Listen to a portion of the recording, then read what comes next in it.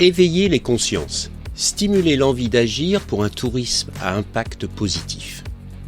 Expérientiel est un podcast indépendant qui explore les leviers d'action nécessaires pour repenser le modèle actuel du tourisme et répondre aux défis futurs du secteur.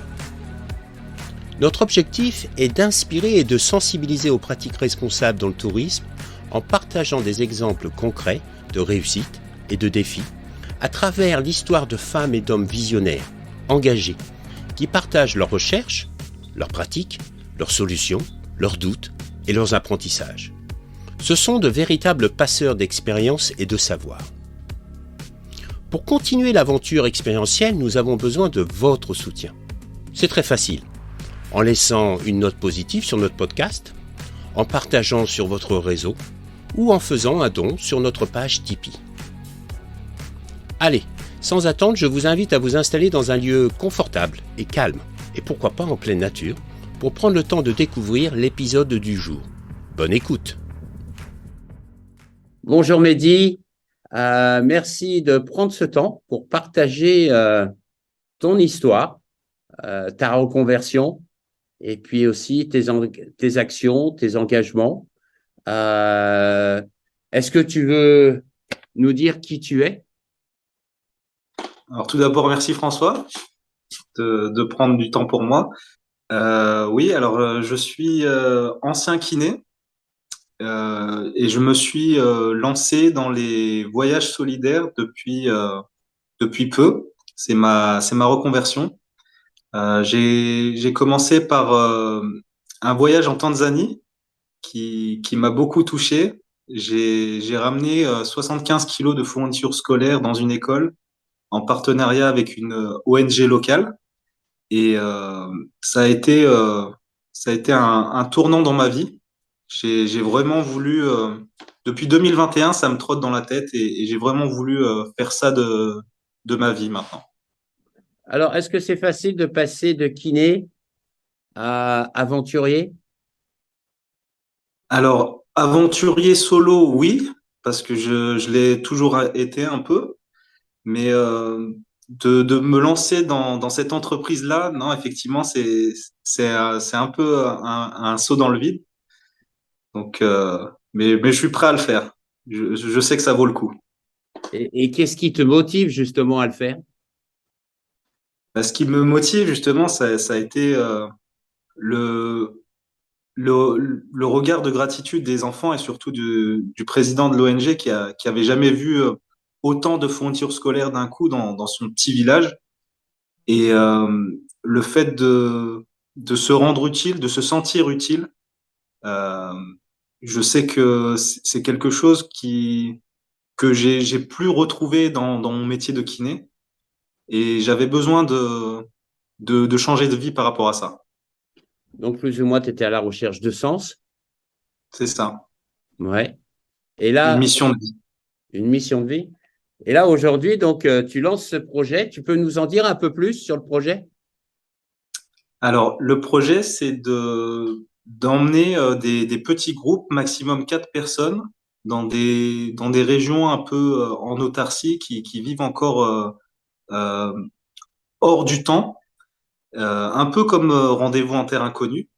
Donc, être en immersion chez l'habitant dans des zones où justement on prend le temps de vivre. On n'est pas dans le stress quotidien qu'on a ici en Occident et de pouvoir trouver un sens, une introspection, de prendre du temps pour soi et aider les autres. Aujourd'hui, à travers ces voyages que tu proposes, quelles sont les destinations et quelles sont les expériences justement que ce petit groupe seulement de 4 personnes vont vivre?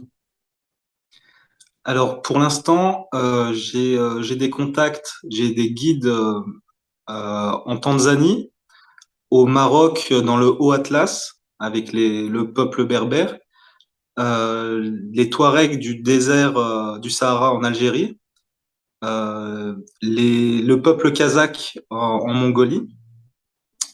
Et en décembre, justement, je compte emmener un petit groupe au Népal parce qu'il y a eu un séisme en 2015 et ils sont toujours dans ce village-là est toujours en situation très précaire, en altitude, et ils ont besoin de, ils ont eu beaucoup d'orphelins pendant ce séisme et du coup, ils ont besoin d'une aide humanitaire au moins pour la scolarisation et tout ce qui est hygiène. Donc, bah, justement, restons au Népal. Donc, tu me disais, en effet, que suite au séisme, il y avait beaucoup d'orphelins.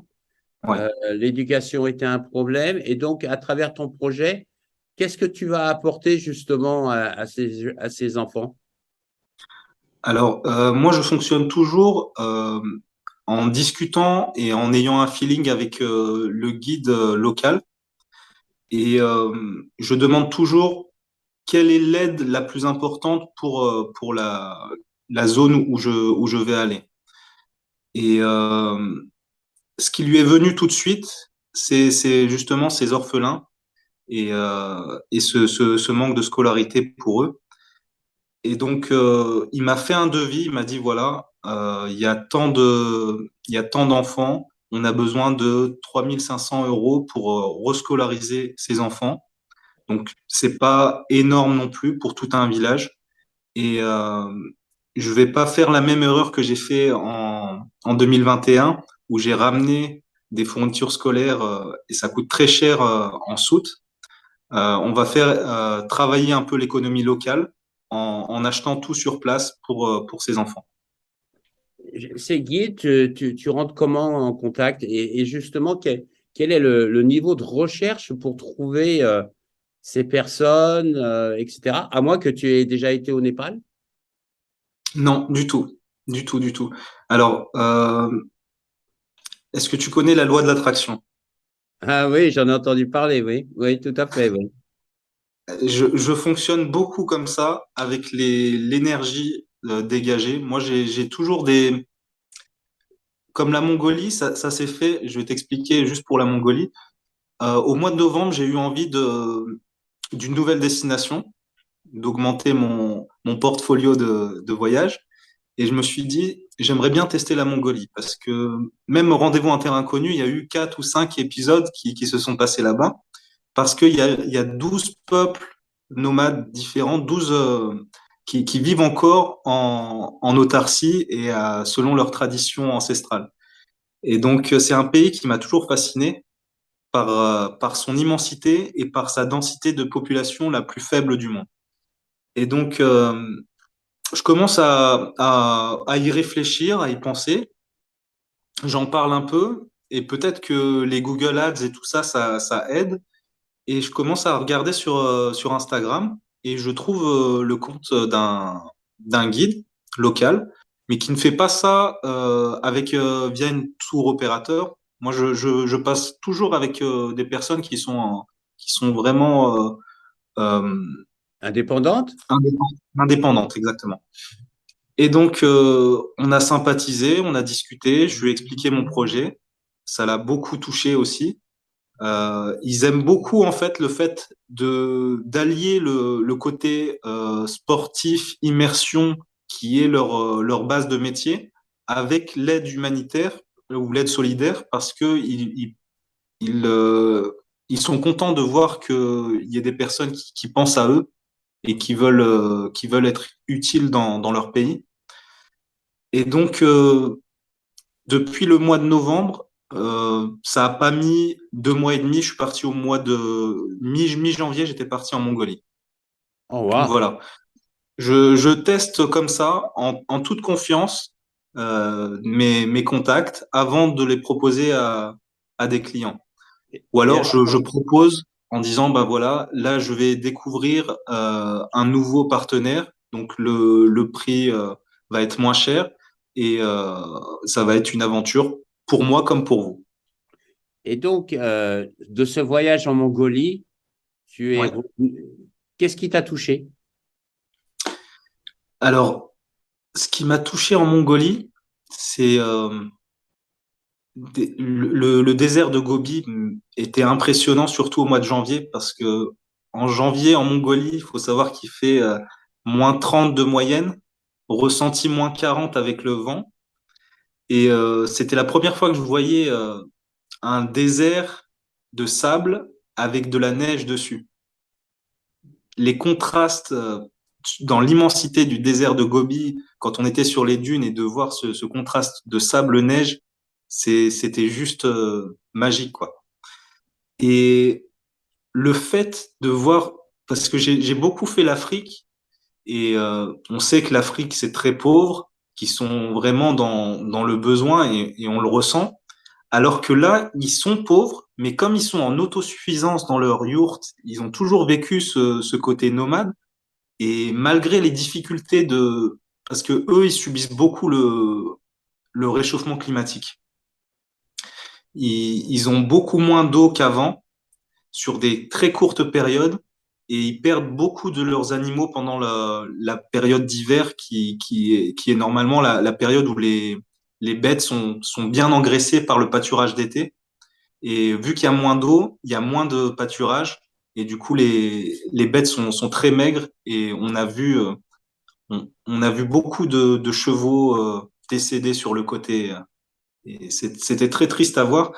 Mais quand je les ai interviewés, justement, et je leur ai demandé comment ils voyaient l'avenir, ils m'ont beaucoup touché parce que j'ai beaucoup ce stress de, ben là, voilà, je saute dans l'inconnu avec ces voyages solidaires. Et ils voient juste d'une saison à l'autre. Ils cherchent pas à se dire l'année prochaine comment on va faire. Ils sont très court Dans le terme présent? Ils sont dans le présent? dans le présent. Ils vivent dans le présent. Hein. Tout à Bien, nous, fait. on a tendance quand même à pas mal se projeter dans le futur, mais on n'a pas beaucoup de contrôle dessus. Exactement. Et eux, Et ils sont ça là. nous met un niveau de stress qui est énorme. Oui. Donc, en fait, chaque voyage m'apprend beaucoup sur moi-même, en fait. Et je pense que les clients avec qui je veux partir, ça leur apportera beaucoup aussi de discuter, de partager les cultures et les traditions locales, parce que on a vraiment un mode de réflexion qui est totalement différent. Donc là, ce que tu proposes à travers tes voyages et les expériences, c'est aussi peut-être et de façon chaque fois personnelle, parce que c'est propre à chaque personne, mais tu leur proposes une transformation personnelle très Tout forte à fait. intérieurement, Tout à fait. regard sur la vie, Ouais. sur leur regard sur leur quotidien, etc. Ça doit être très intéressant. Et d'avoir échangé avec les peuples là, en Mongolie, euh, comment ils étaient à ton égard? Ils étaient chaleureux, il y avait de la convivialité, il y avait du partage. Qu'est-ce que tu as trouvé qu'ils font et que nous ne faisons plus? Alors, très simple, avec ce que tu viens de me dire là, il y a un événement qui m'a marqué et qui est incroyable et que on ne trouve pas du tout dans notre civilisation individualiste, c'est que la Mongolie, c'est au moins 3 fois la France en superficie. Donc, les distances qu'on a fait du désert de Gobi pour retourner à la capitale Oulan-Bator, je crois que c'était 8 heures de route. Et il y a un moment où le chauffeur s'est arrêté. Il a vu une yourte sur le côté. Il s'est arrêté et on est rentré dans la yourte. Et j'ai demandé au guide, c'est quelqu'un que vous connaissez? Il me dit non, non, on avait juste envie de faire une pause. Et donc la Mongole est venue. Elle est, elle a commencé à préparer le thé, nous a posé les gâteaux. Il y a l'homme de maison qui est venu avec son fils. Ils ont discuté pendant une demi-heure, 3/4 d'heure, et on est reparti. Ils ont vraiment un sens de l'hospitalité alors. C'est naturel, naturel. J'ai jamais vu ça. Moi qui est d'origine algérienne, on a ce sens de la générosité et de l'hospitalité, mais je me vois pas rentrer chez quelqu'un comme ça sans son autorisation, me poser sur le canapé et attendre qu'on vienne me servir le thé. C'était extraordinaire de voir ça de mes yeux. Et donc, j'en reparle avec le guide. Je lui dis, mais on peut faire ça n'importe où. Il me dit, ouais, ouais, bien sûr. Et en plus, si tu commences à rester jusqu'au repas, ils vont te préparer le repas. S'ils voient que tu partes pas, bah, ils vont te préparer ton lit et tu pars quand tu veux. Incroyable, incroyable, c'est génial. Tiens, pour décrire aussi, parce que tu as déjà fait des expéditions comme ça avec des clients, tu me racontais justement tout à l'heure ce voyage dans ce désert du côté de la Libye. Euh, Oui. Tu peux nous partager ça à nouveau, s'il te plaît, parce que j'ai trouvé l'histoire absolument fascinante.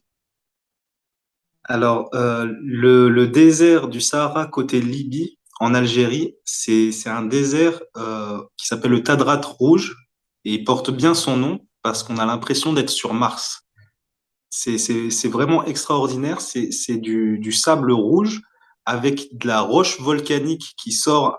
Ça, on a l'impression de cratères d'une autre planète.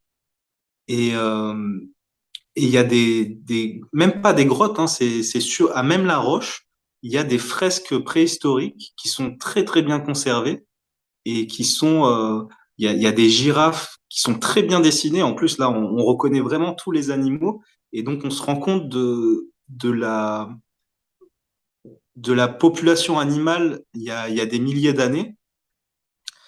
Et le peuple touareg est extraordinaire aussi, de par son hospitalité. Et on a, on a pu avoir une immersion incroyable chez l'habitant aussi.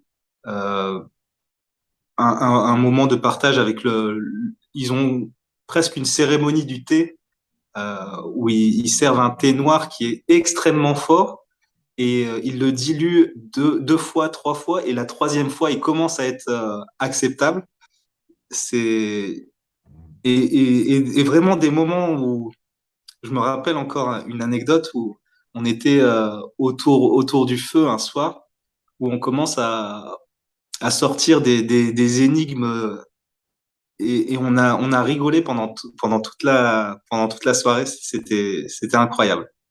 Ils ont vraiment cette liberté, ils n'ont pas tout ce stress et du coup, c'est apaisant. Ouais. Quand je t'écoute, j'ai l'impression d'entendre une certaine joie de vivre, quoi. Oui, c'est Ah, exactement ça. C'est les retours au travail ont été toujours très, très brutaux et difficiles parce que je me suis senti tellement bien dans ces régions-là, sans le stress et avec cette sérénité que revenir, ça a été très difficile pour moi et c'est pour ça que j'ai voulu arrêter mon métier, que j'ai d'accord. voulu me reconvertir là-dedans. Oui, puis tu me disais aussi que bah, vous dormez pas dans des hôtels, 5 étoiles ou quoi que ce soit, mais que vous Exactement. dormez chez l'habitant, voire même sous les tentes, etc., en immersion avec eux. Donc, c'est Ouais, vraiment une expérience très forte et puis culturellement aussi très profonde, où bah, justement, ça ressemble beaucoup à un terrain inconnu, voyage en terre inconnue, dans le sens où il y a quand même une relation qui se met en route. Et il y a un contact humain, il y a, je dirais peut-être qu'il y a même de l'amour qui se met en place. tout à Euh, fait. et les gens avec qui tu partages ça, bah, je crois que tout le monde est touché à sa manière et le vit à sa manière. Et ça, c'est vachement sympa.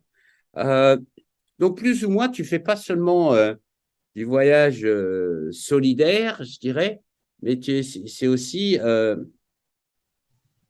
du voyage pas humanitaire, mais humaniste.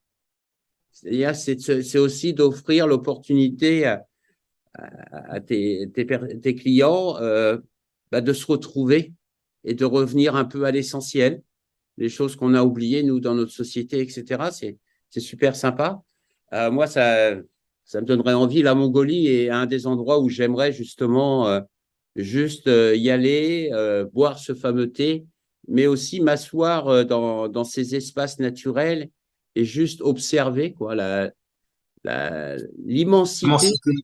Hein, je veux dire, c'est incroyable de les voir jouer à leur forme de polo, là, avec la peau d'agneau. Hein.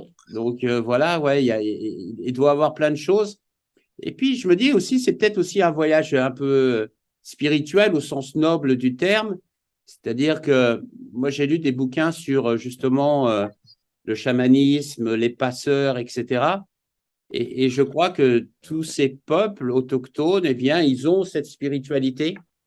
Ça doit être aussi très intéressant parce que ils ont une approche de la vie qui est complètement différente de la nôtre, quoi. Et ça doit faire du bien. Hein. Ouais, c'est exactement ça. On a une introspection en se connectant avec l'humain. C'est vraiment là, quand tu as parlé de tout ça et le fait qu'il y ait de l'amour qui se crée entre nous, ça m'a rappelé que mon client au Maroc, avec le peuple berbère, euh, il a eu, euh, il a eu aussi le même choc que moi en Mongolie. C'était par rapport, il comprenait pas pourquoi à chaque fois qu'il nous posait à manger, il posait toujours une assiette supplémentaire et un verre supplémentaire. Et effectivement, je me suis dit, bon, c'est peut-être parce qu'il veut venir manger avec moi, mais je vais lui demander. Et le guide nous a dit, en fait, on ne sait jamais s'il y a quelqu'un qui vient, on n'a pas à se déplacer, il sait que il est le bienvenu et il va manger avec nous. C'est Et incroyable. à chaque fois que j'ai contact avec ce guide, il me demande alors comment il va Christophe. Donc c'est vraiment, il l'a pas oublié. Pourtant, il doit en avoir des clients autres que nous, mais on a vraiment vécu 2 semaines qui étaient fortes en émotions. Ouais. Et justement, quel est le retour de tes clients?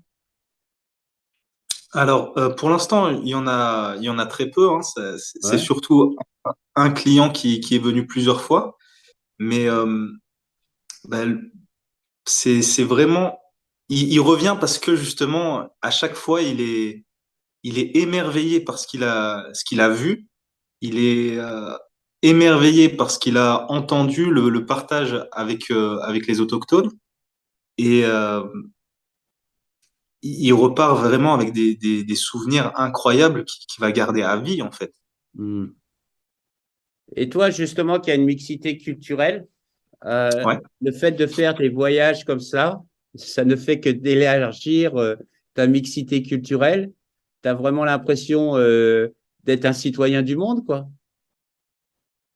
Tu me l'enlèves de la bouche. Je me suis toujours, con- je me suis toujours considéré comme un citoyen du monde parce que depuis justement le collège, lycée, où ça commence à parler surtout les Algériens, on connaît la fierté des Algériens avec leur drapeau dans tous les événements sportifs. Mais moi, je me considère ni comme Algérien, ni comme Français, ni comme. Je suis fier de mes origines françaises, algériennes, mais je suis un être humain avant tout. Et toutes ces frontières, ces visas et tout ça, c'est vraiment des trucs administratifs qui m'embêtent un peu, parce que j'aimerais bien pouvoir voyager dans le monde de façon beaucoup plus libre que ça. Donc, oui, citoyen du monde, ça me correspond bien. Super. Donc, on a parlé, tu fais des voyages en Mongolie, avec les Touaregs aussi, avec les Berbères en Tanzanie. Est-ce qu'il y a une destination de rêve? Chaque destination est différente et chaque destination est une destination de rêve. Je pourrais même pas faire un top 5 de mes destinations tellement euh, j'ai vécu tellement des belles choses partout que c'est pas possible. Ils sont tous au même niveau. Et On est tous au top. il y en a un que tu as envie d'aller découvrir, que tu n'as pas encore découvert? Ben justement, le Népal faisait partie de ma bucket list. Je voulais Ouais. pas faire l'Everest et encore moins maintenant avec la surcharge. Là, j'ai encore vu une vidéo hier, mais c'est catastrophique, hein, de voir ces centaines de personnes en attente qui arrivent pas à marcher, qui sont en train de congeler comme ça à 7000, 8000 mètres d'altitude, avec leur oxygène qui est fait pour aller d'un camp à un autre, mais que comme ils sont en attente, ils sont en train de bouffer tout leur oxygène. Il y en a un qui glisse, qui fait tomber toute sa. Non, c'est vraiment quelque chose que je ne conçois pas dans mes voyages, c'est qu'il y ait autant de monde dans l'endroit où j'emmène mes clients. Mais effectivement, se retrouver aussi petit sur le toit du monde, rien que là, il m'a prévu, le guide, il m'a prévu juste sur un maximum 5 000 mètres d'altitude et de se sentir petit comme ça avec les sommets à 8 000 mètres, c'est extraordinaire déjà. Je vais te raconter une histoire parce que moi, j'ai fait ma lune de miel au Népal. C'est vrai? Ouais. Bon, c'est pas l'endroit idéal pour une lune de miel. C'est un endroit idéal pour plein d'autres choses, mais pas pour une lune de miel. Et donc, on est parti 15 jours en trek et l'objectif, c'était d'aller au camp 1 ou 2 de la Napurna. OK? Donc, évidemment, avant, on s'est baladé dans des endroits, etc. Et c'était absolument fantastique parce que ce pays est incroyable, il est d'une beauté exceptionnelle, les gens sont d'une gentillesse, etc. Et puis un jour, on a campé et on avait la chaîne de l'Himalaya devant nous et on a campé juste à côté d'une maison d'un monsieur très gentil qui nous a invités justement dans sa maison, nous faire visiter sa maison, etc. Et puis le soir, au coucher du soleil, j'ai pris mes jumelles pour regarder cette chaîne de l'Himalaya. Et il m'a vu, il n'avait jamais vu de jumelles.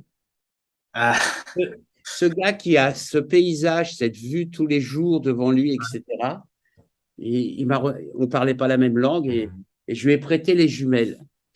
Il était absolument fasciné par le fait de voir ces montagnes qui font partie de son quotidien, de les voir de si près, etc. C'était un émerveillement incroyable. Et le sourire, la joie, etc., qu'on avait pu lui apporter à travers ça. Et puis, il était tellement beau à voir comme ça, vraiment, avec les jumelles. Il était impressionné que ça existait et qu'on pouvait faire ça et qu'il ait pu faire ça, quoi. Donc, ouais, non, c'est fantastique. Et le Népal, bon, nous, on y a été il y a un peu plus de 20 ans, mais c'est un pays extrêmement touchant. Les gens sont d'une gentillesse incroyable. Et puis les espaces, la beauté naturelle, la culture, ouais, ouais, ouais. Et évidemment, bah, le tourisme devrait jouer un rôle un peu plus noble dans des endroits comme ça. C'est vrai que ouais, quand j'ai vu les photos de la queue pour arriver à la cime de l'Everest, mais ouais, aussi dernièrement des photos sur les déchets ouais. générés par cette. Je me dis qu'il faut qu'on fasse quelque chose, mais comment, c'est pas facile. Et puis, il y a la notion de culture locale.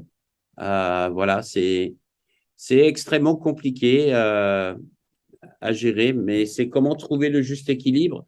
Et je pense que c'est ça qui est intéressant et qui m'interpelle beaucoup avec ton expérience avec les peuples autochtones. C'est que eux, j'ai l'impression qu'ils ont cette notion d'équilibre, justement. Euh, et ils ne prennent pas plus que ce qu'ils ont besoin. Ils se satisfont, sont satisfaits avec l'essentiel et non de stockage illimité ou quoi que ce soit. Et je trouve que c'est vraiment de belles leçons de vie. Par rapport à ton anecdote sur cette personne âgée avec les jumelles, ça fait 20 ans et tu t'en rappelles encore. Et cette richesse en émotions, c'est ça que je voudrais que mes clients ressentent et qu'ils aient ce souvenir qui reste en mémoire pendant des années. Parce que tu peux pas avoir ce genre de souvenir si tu vas au Club Med ou si tu vas dans un hôtel 5 étoiles. Tout à fait, je suis entièrement d'accord avec toi. Euh, Et donc, concernant le deuxième point, c'était par rapport au plastique que tu disais. Alors, j'ai une conscience écologique qui est très forte justement dans mes voyages et j'aimerais bien, sur le long terme, pouvoir, euh, comment dire, au niveau de la taxe carbone, essayer d'équilibrer les choses en faisant de la reforestation. Donc ça, c'est vraiment un point qui me touche beaucoup. Et par rapport au plastique, c'est vrai que c'est compliqué de leur faire prendre conscience de ça parce ils ont toujours tout jeté et tout était biodégradable et ils n'ont pas conscience que le plastique n'est pas biodégradable. Donc il y a une éducation à faire, mais sans être pédant et se sentir supérieur par rapport à eux, parce que nous, justement, on a eu cette révolution industrielle, on a charbonné et pollué pendant des centaines d'années pour avoir cette richesse qu'on a maintenant, économique, alors que eux, justement, ils essayent de s'en sortir donc avec les moyens du bord et d'aller vers eux et de leur dire, ben non, faut pas faire ça, c'est pas la bonne chose à faire. Mais c'est vrai que c'est quelque chose qui me touche beaucoup, surtout dans ces pays d'Asie qui n'ont pas cette conscience de, du fait que ça soit pas biodégradable. Ouais, ouais, ouais. Je te rejoins complètement. Je trouve que. Et là, en ce moment, je suis en train d'explorer, suite à une conférence auquel, comment dire, j'ai écouté un garçon fascinant qui s'appelle Emmanuel Salim sur le tourisme réflexif. Et donc, c'est pas juste de venir et consommer, c'est Ouais, pas juste venir et apprendre quelque chose, c'est aussi venir et réfléchir justement par rapport au lieu où on est et par rapport à nous et quel impact et quel monde dans lequel on veut vivre. Et je trouve que ça, c'est très intéressant parce que c'est pas culpabilisant. Euh, et puis, ça fait réfléchir les gens. Et je pense que c'est ça qui est important, c'est qu'on invite les gens à réfléchir. ouais, Hein. tout à fait. Écoute, Mehdi, merci beaucoup pour ce temps, je veux dire, pour ce voyage, pas ce temps, mais ce voyage, hein, cette Merci découverte, à toi. exploration géniale, quoi. Super, c'est vraiment génial. Merci beaucoup. Avec plaisir. Merci à toi. Nous espérons que cet épisode vous a été enrichissant et que nous avons pu semer des graines d'inspiration et d'action pour vous accompagner dans votre démarche vers un tourisme à impact positif. Pour rester au courant de toutes nos dernières actualités, suivez-nous sur notre page expérientielle sur LinkedIn, Instagram ou Facebook. À bientôt sur Expérientiel, le podcast du tourisme positif.